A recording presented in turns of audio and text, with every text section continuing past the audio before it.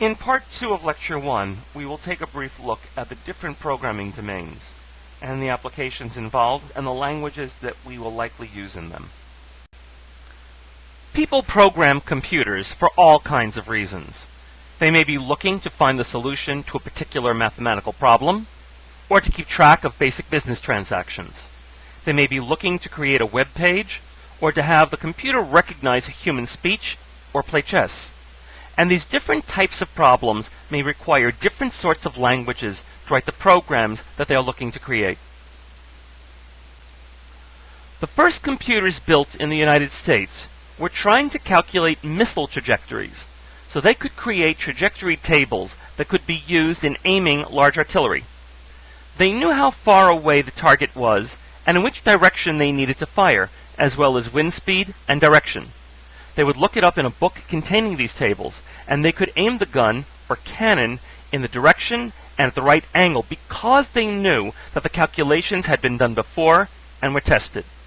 For this reason, it is not surprising that numerical programming was one of the earliest tasks to be carried out in a high-level programming language, with Grace Murray Hopper creating A0 and John Backus creating speed coding. The earlier languages did not lead to programs that could run as quickly as those handwritten in lower-level languages.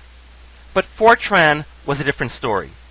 The language was designed so that it could be translated quickly, and they were able to have it create an efficient translation using a process called optimization, which looked to remove inefficiencies that appeared in the translated versions of the programs. This made FORTRAN the first commercially successful higher-level programming language. This success led to newer versions of FORTRAN that led to programs that were easier to read and write, as well as other programming languages. The first computer sold by the first computer company, the Eckerd-Mauchly Computer Company, later bought by Remington Rand, was the UNIVAC, and it was used to tally the 1950 census. The machine was completed too late to do that, although it did complete the 1960 census and successfully predict the 1952 election. This was the first of many business applications for computers.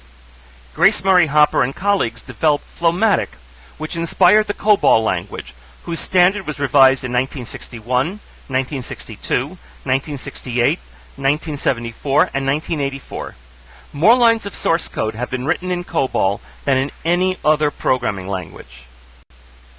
Artificial intelligence has typically been considered the science of getting computers to do things that computers are not expected to be able to do. But what this means has changed over the years. A lot of early problems dealt with symbol manipulation and later with game playing and theorem proving. But there have been other applications, such as planning a route based on a map or understanding human speech. Unlike numerical application, arrays and matrices are not the primary data structure, nor is the record. It's the list, leading to the development of other languages such as Lisp. The first such language was IPL, which was developed by the Rand Corporation, but its low-level design limited its usefulness. John McCarthy's Lisp was recursive, used the functional paradigm, where everything was considered a function definition and made use of lists. This proved very popular and led to development of other languages, such as Scheme. Yingvi's Comit led to Snowball and other string processing languages. Prolog was based on predicate calculus. Although it was really designed for natural language processing, it proved to be very useful in creating expert systems, programs that seek to emulate human expertise.